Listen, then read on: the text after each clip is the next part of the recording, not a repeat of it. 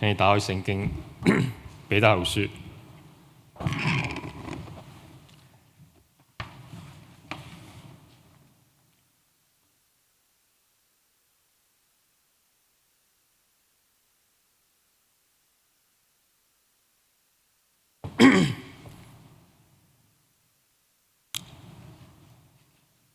最近呢，我喺屋企望出去咧，就見到對面嗰個 neighbor 嗰間屋喺度裝修。我初頭會見到佢拆晒面頭嗰啲牆咁樣外面喎，咁跟住見到有啲木爛咗啊咁樣，咁拆晒啲木，咁之後咧又安翻啲新牆咁整出嚟，咁油咗個新油咁好靚咁樣，一個綠色咁樣。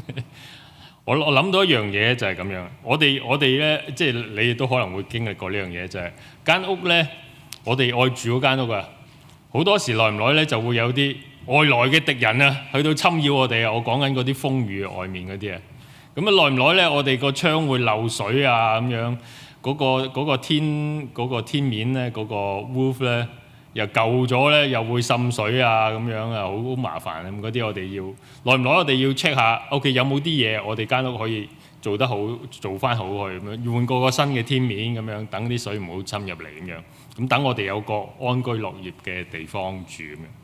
咁但係除咗外面有啲擋住外面嗰啲風風雨雨嘅呢啲個 roof 啊，或者你個窗啊咁嗰啲噼里卡啦嘢之外咧，另外一樣嘢令到我哋間屋咧好容易咧有問題嘅咧係咩啊？你知唔知啊？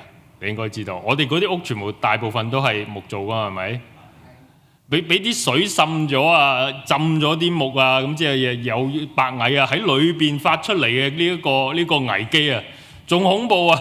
如果你問阿咪可能知道啊，拆過唔知幾多間屋有白蟻啊，成咁樣嗰啲，即係如果你間屋裏邊嗰條柱俾白蟻蛀咗嘅，你嗰個 roof 你整幾穩陣咧，你間屋都會冧。弟兄姊妹，我哋今日睇嘅就係一樣嘢，就係我哋喺一個信徒嘅群體裏邊，我哋好多時會受到外來嘅侵擾，我哋會受到外敵嘅騷擾啊！我哋受到一啲唔信嘅人嘅攻擊嘅，教會係會咁樣。咁但係咧，另外有一個更加恐怖嘅敵人咧，係喺邊度走出嚟？喺我哋裏邊走出嚟，喺教會裏邊有一啲嘢滲咗出嚟。今日我哋睇嘅經文係彼得後書2章1至到第10節嘅前頭咁樣。喺呢9節半經文裏邊咧，我哋會見到一樣嘢，就係我哋會見到彼得俾當時嘅教會嘅一個警告。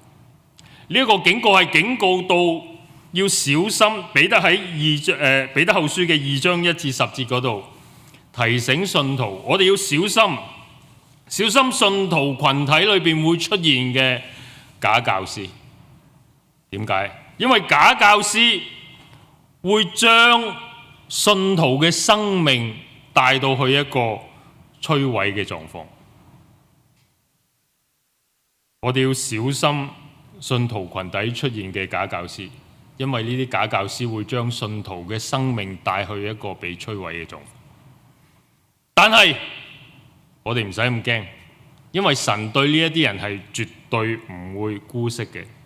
所以我哋今日嘅呢個講道會有2個方面。第一，我哋要睇下彼得點樣提醒我哋要提防呢一啲假教師。第二就係彼得話俾佢知道喺神嘅手裏邊，我哋能夠安穩嘅。我今日嗰個講道嗰個主題，我諗我需要解釋一下。醒定啲，你有冇俾人叫過啊？醒定啲啊 ，Johnson 咁樣，你有冇或者醒定啲啊 ，Winnie 咁樣？我今日想講嘅呢個醒定啲係2 part 嚟。第一 part 咧就係警醒，小心提防呢啲假教師。第二 part 定，安定安穩，因為我哋喺神嘅手裏邊，我哋知道神嘅計劃。今日經文係喺彼得後書嘅2章1至10節，咁我會讀出嚟。我會成章2章嘅聖經都讀晒出嚟。彼得後書2章。從前在人民中曾有假先知出來，照樣將來在你們中間也必有假教師出現，他們偷偷把使人滅亡嘅異端引進來，甚至否認那曾經買贖他們的主，迅速地自取滅亡。許多人會隨從他們的淫行，因此真理的道就因他們的緣故被人毀謗。他們因為有貪心，就用劣造的話想在你們身上圖利。懲罰他們的自古以來就沒有鬆懈，毀滅他們的也不會打盹。神沒有姑息犯罪的天使，反而把他們丟入地獄，囚禁在幽暗的坑裏，等候審判。神也沒有姑息上古的世界，反而使洪水臨到那不敬虔的世人，只保存了傳義道的挪亞一家8口。神判定了所多瑪、蛾摩拉2城的罪，把他們傾覆，燒成灰燼，作為後世不敬虔的人的鑑戒，只救了那因惡人的淫行而常受委屈的義人羅得。因為這義人住在他們中間，天天看見和聽見他們不法的事，他正直的心就感到傷痛。主知道怎樣搭救敬虔的人脫離試探，又把不義的人留下來，等候在審判的日子所受的刑罰。尤其是那些隨從肉體、生活在污穢的私慾中和輕蔑當權的，更是這樣。他們膽大任性，毫無畏懼地毀謗在尊位的，就是天使雖有更大的力量與權能，尚且不用毀謗的話在主面前控告他們。但這些人好像沒有理性的牲畜，生下來就是給人捉去宰殺的。他們毀謗自己所不知道的事，必在自己的敗壞中滅亡。他們行不義，就得了不義的工價。他們在白晝縱情作樂，滿了污點與瑕疵，和你們一同吃飯的時候，就因自己的詭詐而沾沾自喜。他們滿眼淫色，而且不住地犯罪。他們引誘心智不堅固的人，他們的心習慣了貪婪，是應當受咒詛的族類。他們離棄正道，走入歧途，跟從了比爾的兒子巴蘭的道路。這巴蘭貪愛不義的工價，他曾經因着自己所受的過犯而受責備，不能說話的路竟用人的聲音說出話來，制止了這先知的狂妄。這些人是無水的泉源，是暴風吹逼的霧氣，有漆黑的幽暗為他們存留，因為他們說虛妄誇大的話，用肉體的私慾和邪當的事引誘那些剛剛逃脫了錯謬生活的人。他們應許給人自由，自己卻作了敗壞的奴僕。因為人給誰制服了，就作誰的奴僕。如果他們因為認識我們的主救主耶穌基督，可以脫離世上的污穢，後來又在其中被纏住受制服，他們末了的境況就比先前更不好了。既然認識了義路，竟又背棄傳給他們的聖誡命，對他們來說，倒不如不認識好得多了。他們的情形正好像俗語所說的：狗轉過來，又吃自己所吐的；豬洗淨了，又到污泥中去打滾。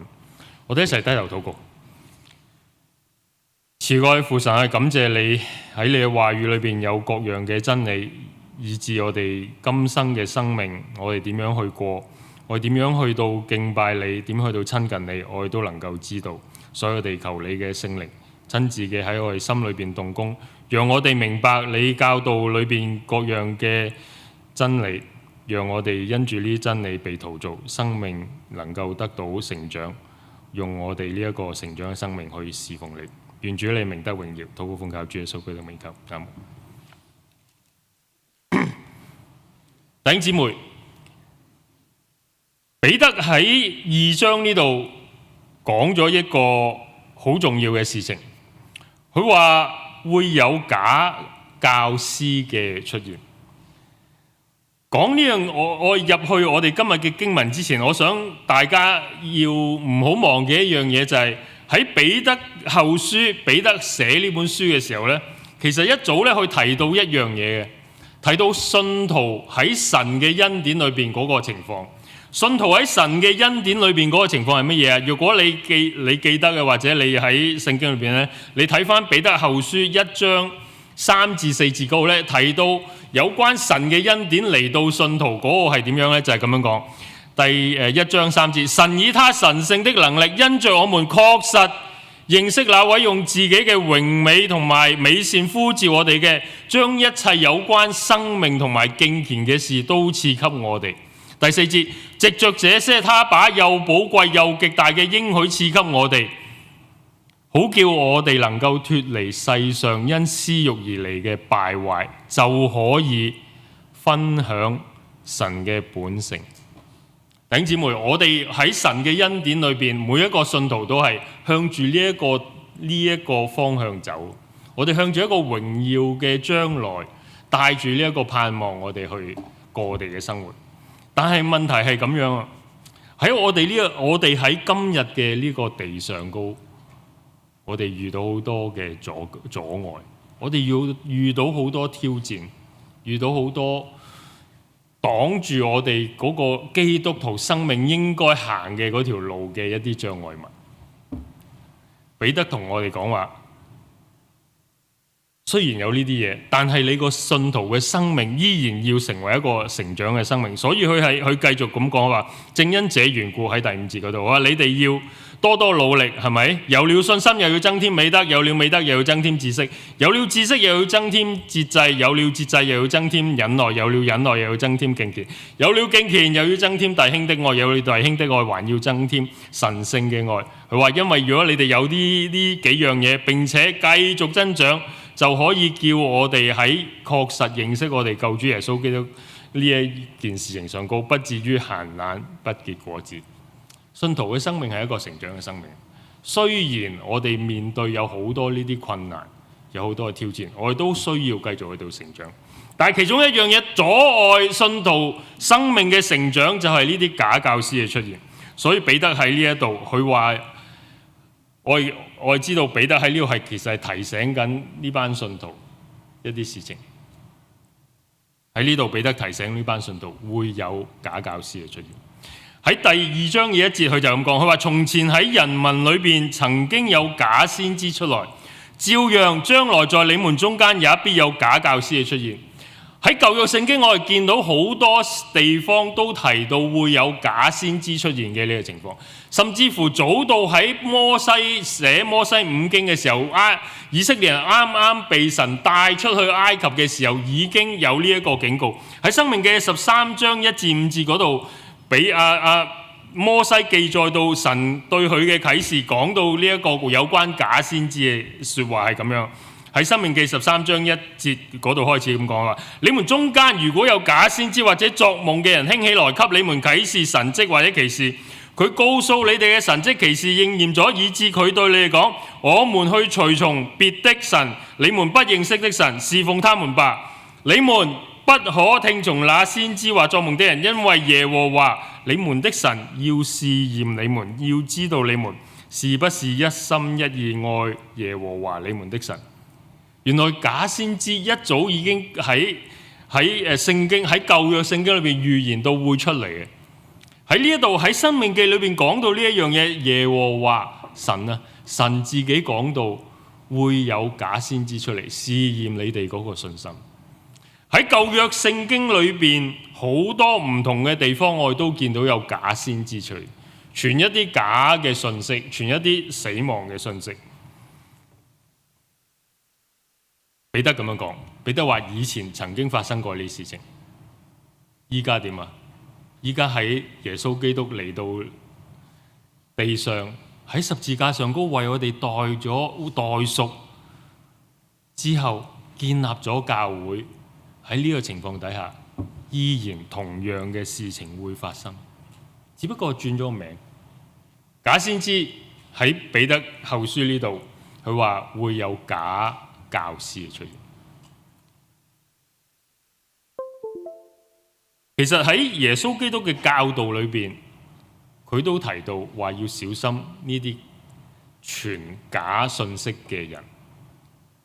喺耶穌基督嘅説話裏邊，佢叫呢啲做假先知。喺登山寶訓喺耶穌基督好喺傳道嘅早期嘅一啲教導裏邊。登山寶訓嘅馬太福音7章5節嗰度，耶穌基督自己講到：提防假先知，他們披着羊皮到你們當中，裡面卻是殘暴的狼。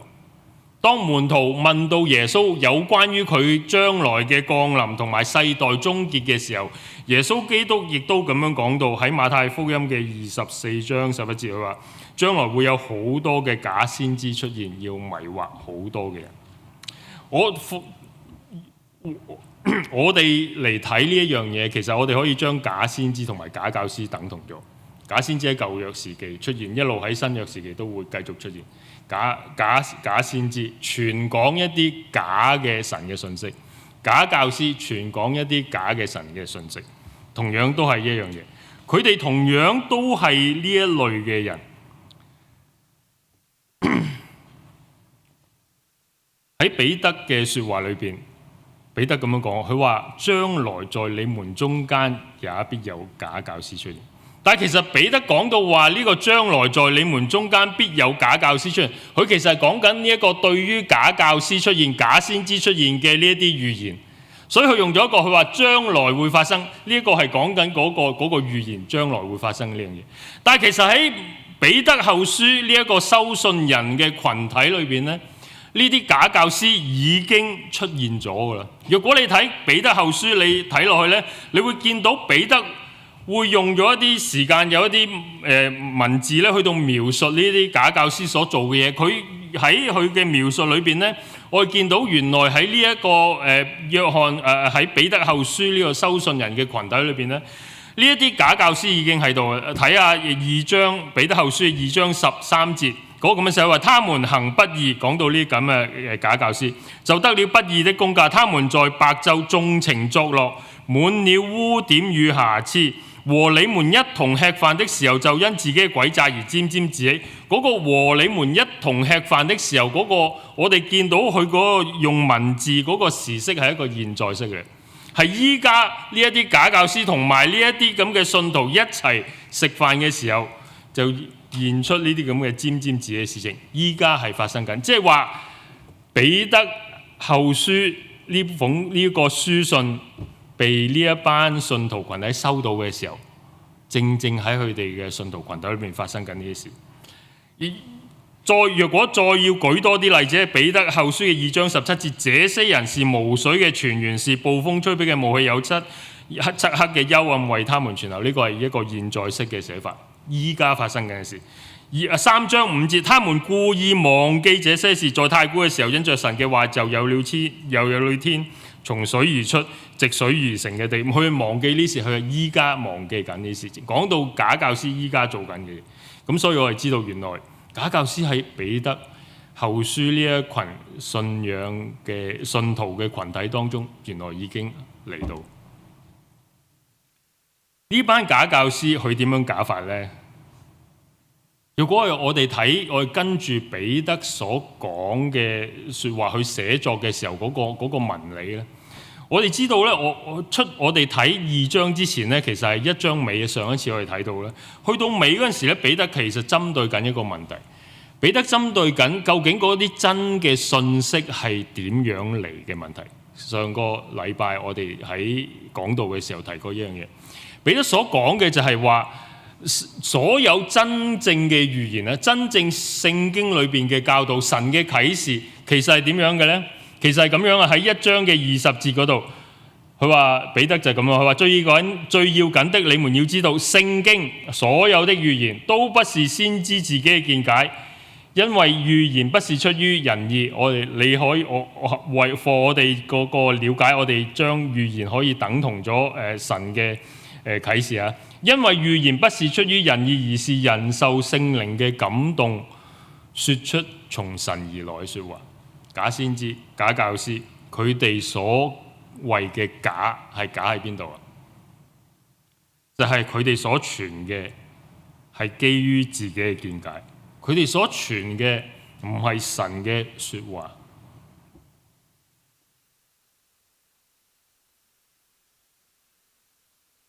有一樣嘢更加恐怖嘅，恐怖過呢一班人傳緊假嘅信息，就係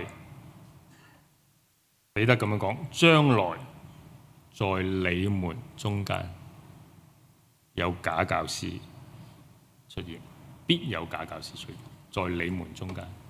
喺邊度走出嚟？呢啲唔係外在啲人嚟嘅。我哋會提防，我哋教會會提防外在嘅攻擊，係咪？我哋好驚，哇！一陣間如果有班同性戀嘅人咁嚟到搞我哋教會，咁我哋唔知要做啲乜嘢嚟到防止佢哋。我哋好驚有啲信異教嘅人走嚟我哋教會裏邊傳一啲其他嘅信息咁樣。嗰啲我哋需要驚，但係更加恐怖嘅就係一啲陰啲咁樣喺我哋當中，我哋以為自己人，原來傳緊呢啲假信息嘅。呢啲假教師曾經都係佢哋嘅一份子嚟，所以會喺佢哋中間走出嚟。我哋點樣提防呢啲人啊？要好小心咯。一陣間我講下點樣提防呢樣。但係你有冇考慮過一樣嘢？彼得喺呢度咧，佢就咁講咗一個事實啫。佢話以前喺人民裏邊有假先知出現，將來點啊？將來喺你哋中間必有假教師嘅出現。你聽咗呢句之後，你會唔會問問題啊？好似細路仔咁樣問最勁嗰個問題。細路仔最勁嗰個問題係咩啊？點解啊？你會唔會問啊？喂，點解有假教師出現啊？我想問啊，係咪？因為我哋係咁，我想知道點解。凡有一啲事情發生咗嘅時候，我哋想知道點解。彼得有冇話俾你知點解啊？冇啊！彼得話：喂，以前有呢啲事情出現，將來都有呢啲事情出現嘅，呢個必然嘅定律咁樣。我係好似講到，彼得唔係想我哋去到諗點解會有假教師出現。即係如果我哋要去諗嘅話，你可以寫一份 paper， 一份神學嘅 paper， 講到喺人嘅世界墮落咗之後，有幾多嘅差嘅事情出現。其中一樣差嘅事情出現咧，就係假先知會出現啦咁樣。咁呢個係 OK，我可以接受。咁但係彼得喺呢度唔係想我哋諗呢一樣嘢。實際情況就係彼得唔需要信徒知道點解假教師要出現，但係佢需要信徒知道點樣去處理呢啲假教師嘅問題。當假教師出現嘅時候，我哋應該點樣做？呢個係更加重要嘅事情。弟兄姊妹，有時我哋會諗，我哋會問錯咗一啲問題嘅。我哋好中意查經啊！成日我哋班人帶我哋查經，我哋要問問題嚟到幫我哋去到解決聖經裏邊嘅點樣解釋咁樣。若果我哋成日問點解咧，我哋有時睇錯咗。尤其是有一啲我哋唔明白嘅事情發生嘅時候，我哋會問點解。你有冇問過點解？你有冇問過點解我會病啊？你有冇問過當你喺一個唔如意、唔順心嘅環境底下，你會問神點解？點解係我？點解病嗰個係我？點解失業嗰個人係我？點解冇得拍拖單身嗰人係我？點解婚姻有問題嗰人係我？點解細路仔唔聽我話？點解？嗰個問題我哋唔應該問點解。有啲事情發生就係發生，點解係發生啊？你問神咯，神知道喎。但係我哋點樣去到面對呢啲事情，係表現咗我哋係乜嘢嘅一個基督徒。我哋對事情嗰個反應能夠表現出我哋嗰個信靠有幾多？好似好難搞咁樣。但係聖經裏邊咁樣講，提到呢啲事情發生嘅時候，其實係有神嘅美意喺背後。雅各咁樣講呢啲事情，雅各喺雅各書佢話：能忍受試煉嘅人係有福嘅，因為佢經過考驗之後，必能夠得着生命嘅冠冕。這冠冕是主應許給所有愛佢嘅人嘅。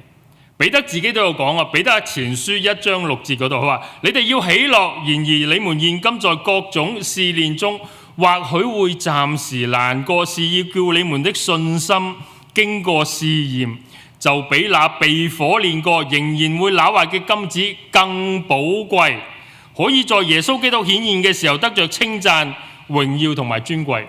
我哋嘅試煉，我哋所經歷嘅困苦嘅狀況，好大可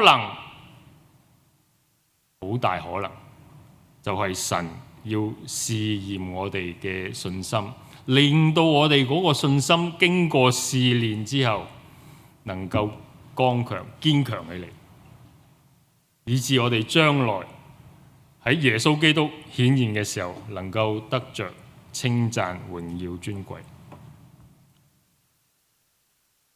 我哋遇到困難嘅時候唔使灰心，因為你相信神係大能，你相信神係愛你嘅話，呢位神一定唔會要你白白咁樣做一啲無謂嘅嘢去到受苦。就算我哋喺受苦當中失去咗我哋好重要嘅嘢，神會記得，神會回報我哋。你睇下聖經裏邊其實有好多例子係咁樣，約伯記你睇過，甚至乎喺我哋身邊嘅信徒群體當中，你亦都會見過類似嘅事情。堅忍到底嘅必然得救。弟兄姊妹，我哋要明白，我哋喺神嘅手裏邊，我哋能夠安穩落嚟，但係我哋都依然要小心呢啲假教師所出現、所帶出嚟嘅一啲會令到我哋滅亡嘅一啲事情。第一樣嘢我哋要小心嘅就係要小心呢啲假教師嘅一個信息。彼得喺2章嘅2節裏邊，佢2章嘅1節尾後，佢咁樣講，佢話呢啲假教師會做咩嘢呢？1章1節嘅尾後嗰個咁講話，他們會偷偷把使人滅亡嘅異端引進來，甚至否認那曾經買贖他們的主，迅速地自取滅亡。小心假教師嘅信息。第一樣嘢，佢哋嘅信息就係咩嘢？佢會帶一個使人滅亡嘅信息出嚟。呢個彼得咁樣講，佢話彼得話講到佢哋會引進一啲咩出嚟？一啲異端啊，一啲使人滅亡嘅異端。其實呢個異端係講緊一套思想啊，一個流派咁啊，你可以講係一套思想行為嘅方法。但係呢一種嘅思想唔單止係唔符合聖經嘅教導，而且仲會將人帶到去一個滅亡嘅地步。聖經裏邊嘅信息對我哋信嘅人嚟講係一個大喜嘅信息嚟，因為聖經裏邊嘅信息係會將我哋帶到去有生命嘅一個信息嚟。咩叫有生命啊？唔係話我哋依家活緊呢個生命咁簡單，而係我哋將來永恆嘅生命，我哋能夠喺神面前繼續存在，能夠同神一齊開開心心嘅嗰個生命，嗰個係一個永恆嘅生命。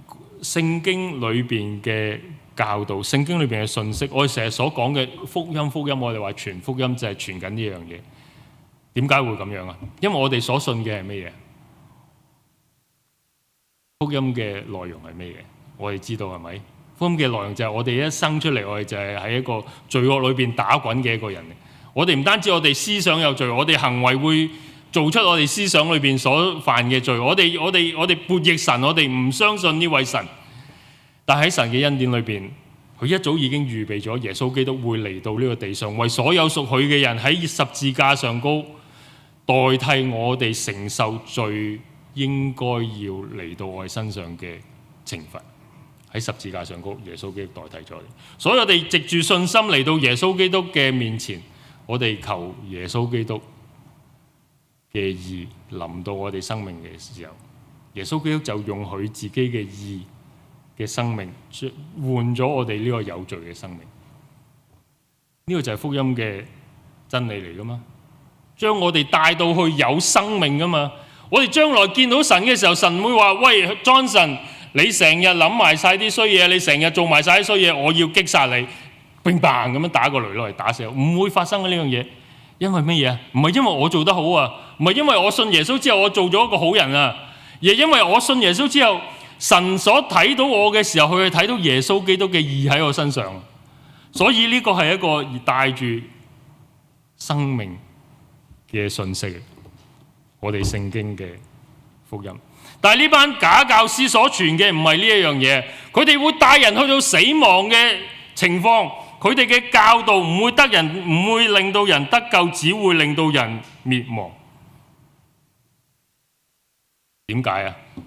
彼得咁樣講，佢話佢哋否認那曾經買贖佢哋嘅主，迅速地自取滅亡。佢哋否認乜嘢話？呢班人喺邊度走出嚟㗎？喺信徒群體度走出嚟㗎。呢班人本身叫做咩嘢啊？基督徒啊！佢哋否認咩啊？佢否認基督啊！基督徒否認基督啊！你有冇諗過啊？即係好似我哋原本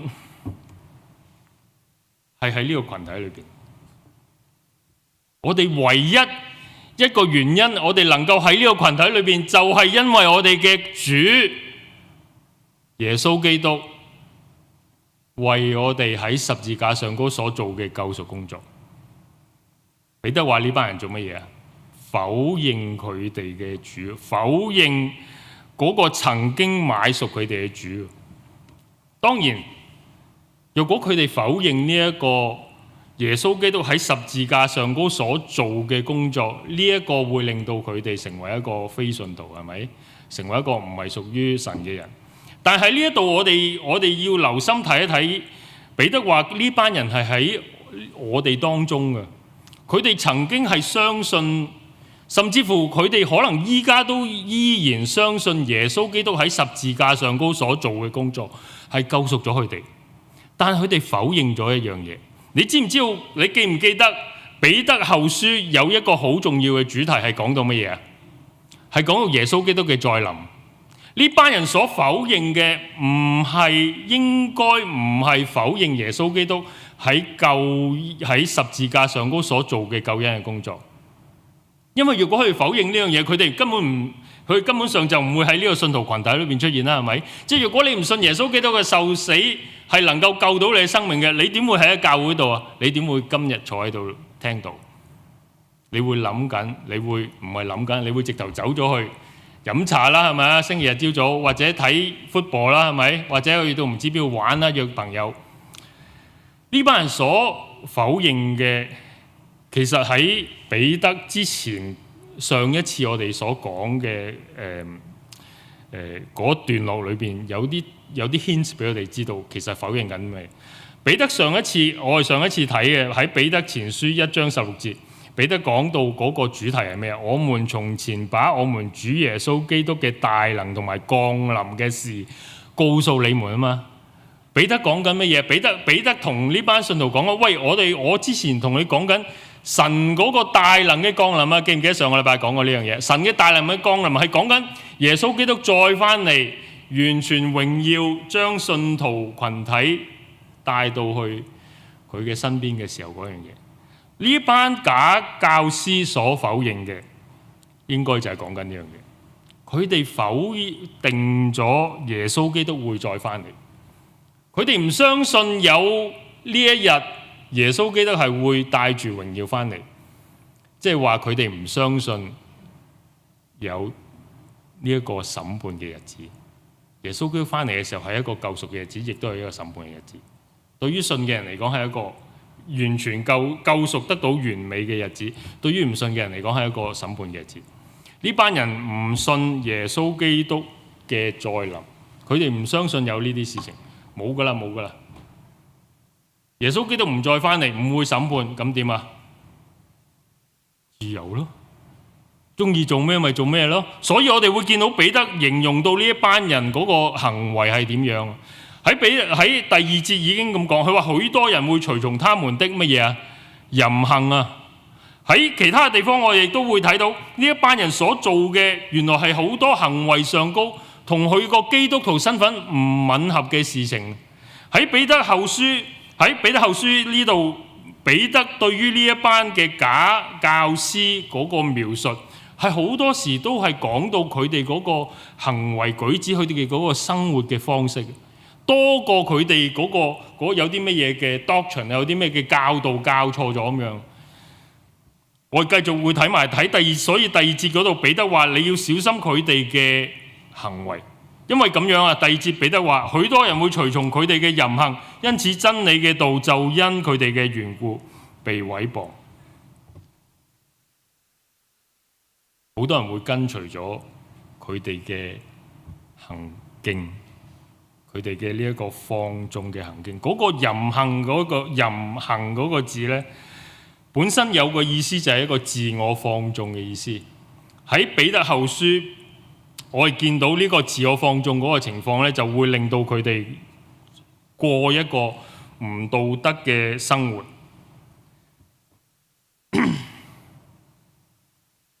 呢個信徒嘅生命，我哋成日會諗點樣先至係一個基督徒啊？即係你信咗主之後，你話俾人知我係一個基督徒，你嗰啲朋友會點樣去到驗證你呢個講法呢？佢會問你話俾佢知咩叫做三位一體嘅神？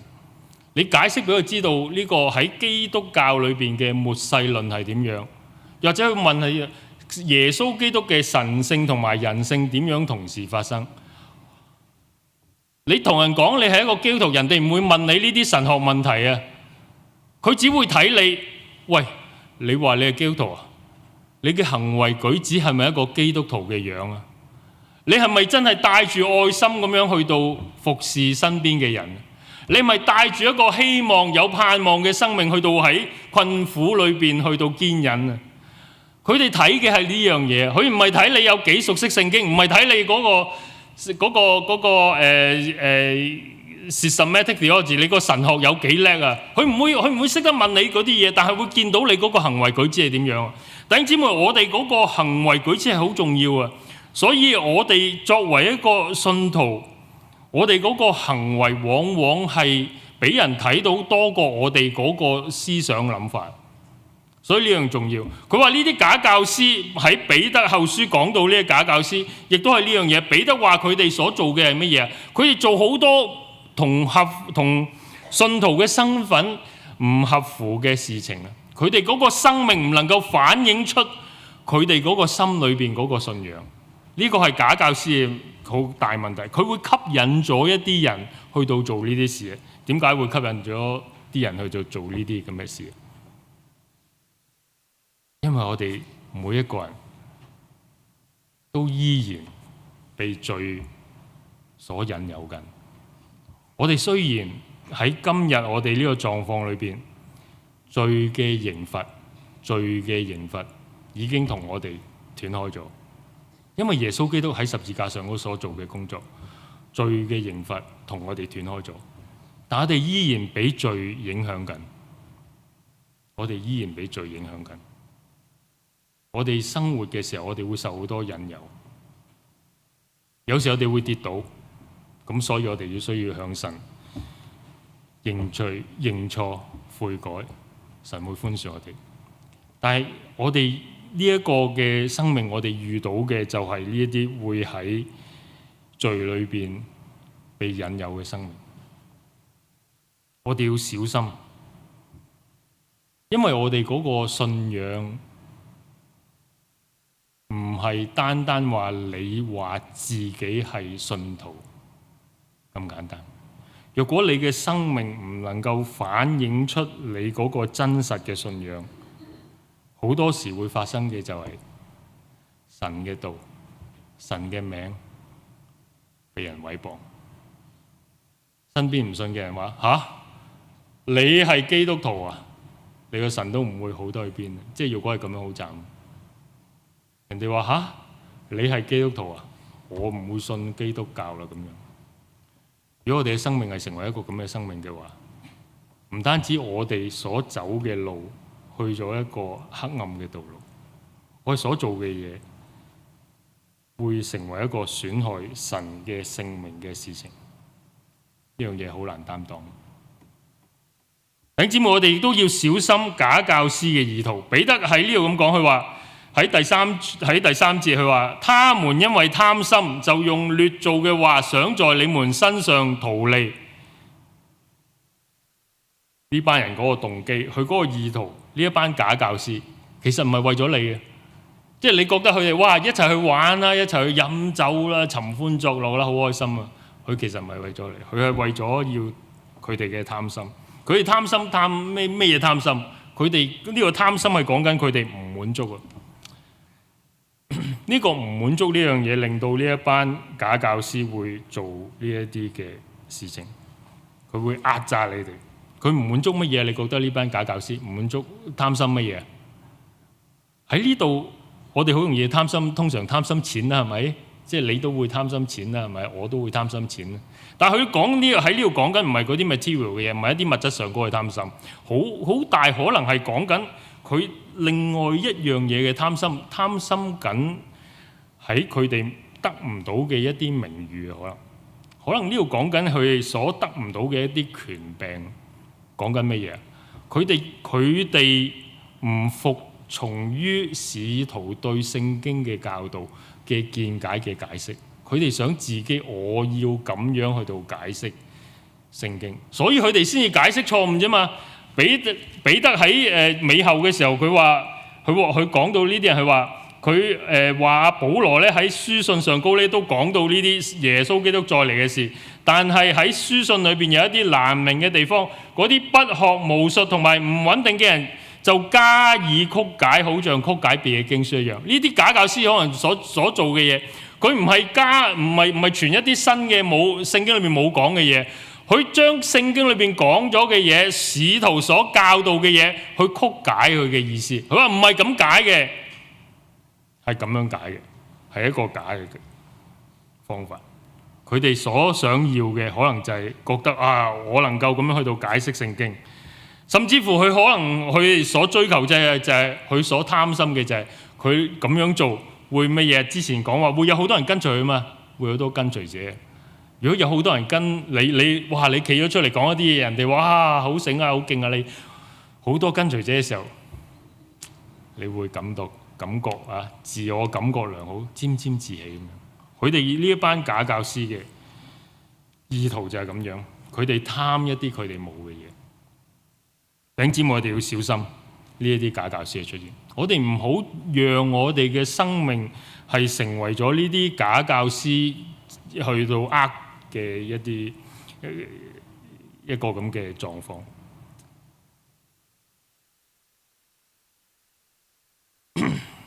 彼得呢度冇教我哋點樣去到對抗呢啲假教師，冇，佢冇話喂，你哋要上阿 Johnson 嗰個 Sunday School，equip 你哋，裝備你哋，令到你見到假教師你嗰陣時，你要認出嚟，唔係咁樣喎。彼得對於呢班信徒嗰個安慰，唔係喺人能夠做到啲咩嘢。彼得對於呢班信徒嗰個安慰係喺神能夠做到啲乜嘢。喺第4節，喺第3節尾後到第9節都係講緊神能夠做到啲乜嘢。喺第3節尾已經咁樣講啦。彼得話懲罰呢一班假信徒嘅，懲罰他們的自古以來就沒有鬆懈，毀滅他們的也不會打盹。講緊乜嘢啊？呢個神唔係一個假神嘅。如果你記得你睇過個故事，你睇過舊約你睇過舊約以利亞同嗰啲巴力先知鬥嘅故事咧，你記得咧以利亞笑嗰啲巴力先知咧，求嚟求去又點樣切個身啊，點樣打自己啊，都冇一啲火由呢啲所謂嘅假神呢個巴力嗰度燒落嚟燒佢哋嗰啲祭物。嗰陣時以利亞笑呢班人，你嗰個神係咪瞓咗覺啊？係咪去咗旅行唔知走咗去邊度啊？大聲啲叫啦！假神先至會鬆懈，假神先至會瞓覺啊！耶和華係點㗎？詩篇第121篇，看下保護以色列的必不打盹，也不睡覺。我哋嗰個神係咁樣嘅。我哋嗰個神每時每刻都會留意住所有發生嘅事情，因為我哋嗰個神係真神嚟嘅。佢唔單止會知道晒世界上所發生緊嘅事，佢甚至乎會知道我哋每一個人依家經歷緊嘅事。佢係一個唔會瞓覺、唔會休息嘅神。若果佢用佢嘅臉、佢嘅眼向我哋嘅時候，我哋唔使擔心，我哋嘅神就係一個咁嘅大能嘅真神嚟嘅。喺第4節至到第9節嗰度咧，其實係一個大嘅 if then statement， 一個 if then statement 係咩？一個條件句嚟嘅。彼得喺呢度講，提出咗3個喺歷史裏邊發生緊嘅事情，嚟到去到作一個結論，就係神唔會姑息嗰啲不義嘅人，但係神會有方法去到搭救嗰啲義人。邊3樣嘢喺歷史上高？時間關係，我哋唔能夠好詳細咁樣講啦。第一樣嘢就係神對於呢一啲犯罪嘅天使嘅冇姑息到呢樣嘢。呢個犯罪嘅天使係講緊咩事情呢？好多嘅解經學者都相信呢樣嘢係講緊創世記第6章1至4節，神嘅眾子看見人嘅女子美麗，隨意挑選娶作妻子嗰件事情。喺猶太人嘅傳統裏邊，呢一樣嘢係講到天使悖逆神嚟到地上同人嘅女子去到結合咁樣，而生咗一啲人，生咗一啲所謂嘅巨人出嚟咁樣。我哋唔知道呢樣嘢係咪真實？我哋冇呢一個證據去到好清楚知道呢一度所講緊嘅犯罪天使係嗰樣嘢。但係我哋知道一樣嘢，就係喺彼得嘅寫作裏邊，佢喺度列出緊一啲例子，證明神係唔會姑息一啲犯罪嘅人。喺對於當時嘅讀者嚟講，呢一樣嘢係一件熟悉嘅事，所以好大可能係呢一樣嘢。因為喺以諾書，其實喺猶太人嘅文獻裏邊，以諾書係有提過呢一樣嘢係咁樣。咁我哋若果唔知道嘅，我當係咁樣啦。我哋當呢一個係嗰件事情。咁但係另外2個例子我哋好熟悉嘅，就係神用洪水去到毀滅上古世界呢件事情。喺創世記嘅第6章講到呢一樣嘢嘅時候呢，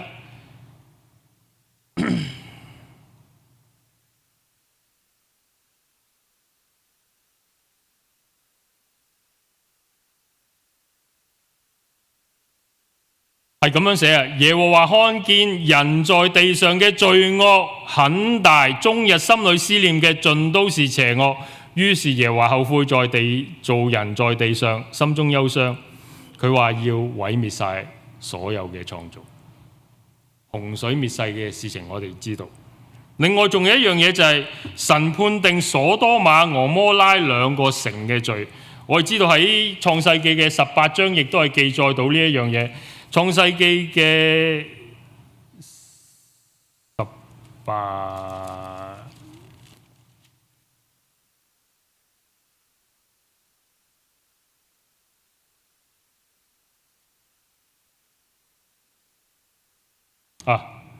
18章嘅第20節，耶和華說：控告所多瑪和俄摩拉嘅聲音甚大，他們的罪惡極重。我現在要下去看看他們所行的，是不是像那聲聞於我嘅控告？如果不是，我又會知道嘅。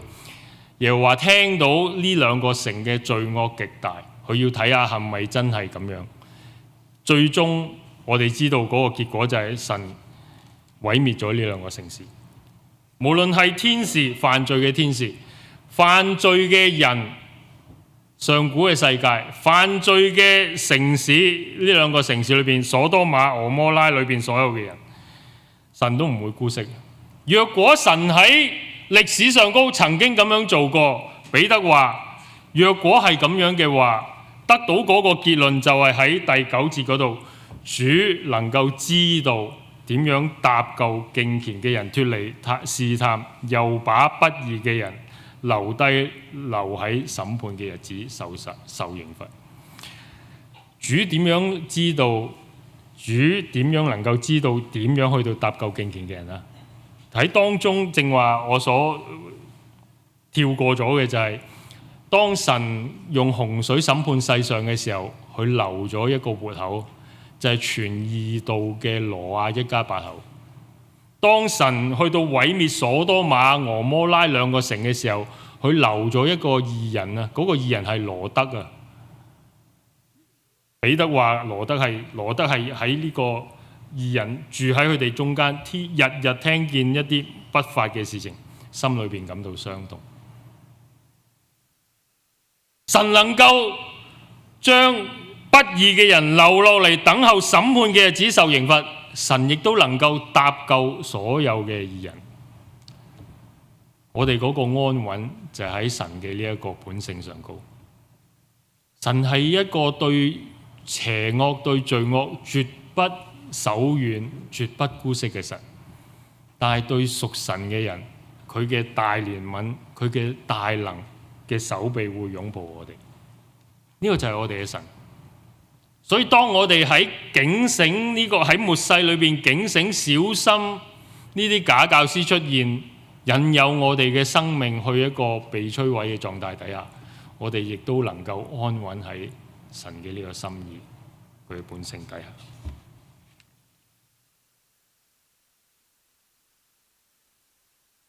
醒定啲。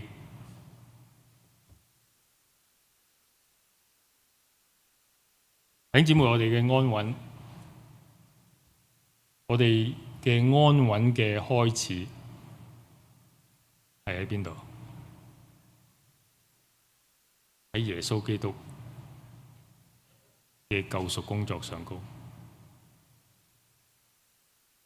今日我哋係主餐嘅主日，我哋紀念嘅亦都係呢件事情。我藉住呢個餅同呢個杯，紀念到我哋嘅救主耶穌基督，為我哋喺十字架上高親自代替咗我哋應該受嘅懲罰。當我哋食呢個餅、飲呢個杯嘅時候，就係紀念呢件事情。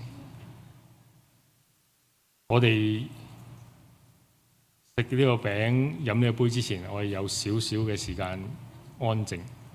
讓我哋向神祈禱，將我哋嘅生命交託俾佢。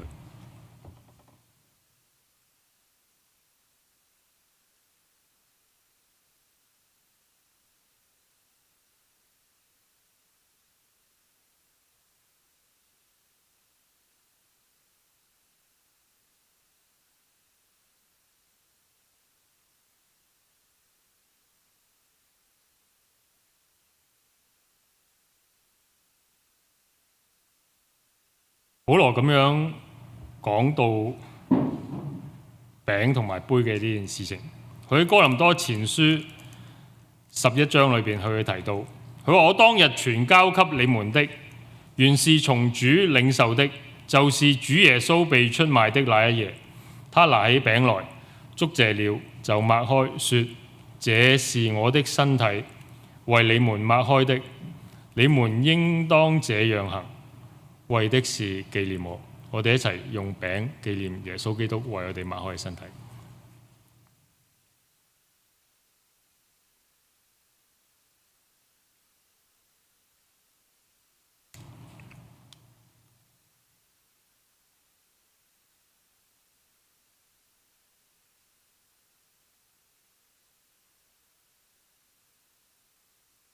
保羅跟住咁樣寫：飯後照樣拿起杯來說，這杯是用我的血所立的新約。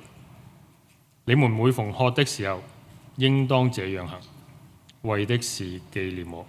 你們每逢吃這餅、喝這杯，就是宣揚主的死，直等到他來。我哋一齊飲呢個杯，紀念耶穌基督為我哋立約嘅血。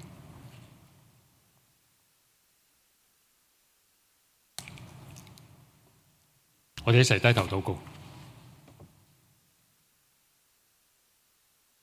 全能慈愛天父，創造萬有嘅神，救贖我哋嘅主。每當我哋舉起呢個餅、舉起呢個杯嘅時候，讓我哋都紀念到我哋嘅救主耶穌基督喺十字架上高嘅代贖，明白到我哋嘅罪已經被耶穌基督親自嘅擔當，我哋今生嘅生命已經唔需要再為到所犯嘅罪去到承受刑罰嘅生命。所以求神你嘅靈親自嘅帶領我哋，加力量俾我哋，讓我哋用我哋呢個生命去到降服喺你嘅教導底下，讓我哋嘅生命能夠藉住你嘅教導去到被陶造，幫助我哋去到訓練我哋呢一個敬虔嘅生命，以致我哋可以用你賜俾我哋嘅呢一個嘅生命去到侍奉你，去到榮耀你，去到為你作見證。我咁嘅祈求，奉靠我哋救主耶穌基督嘅名，阿們。我一齊唱古舊十架。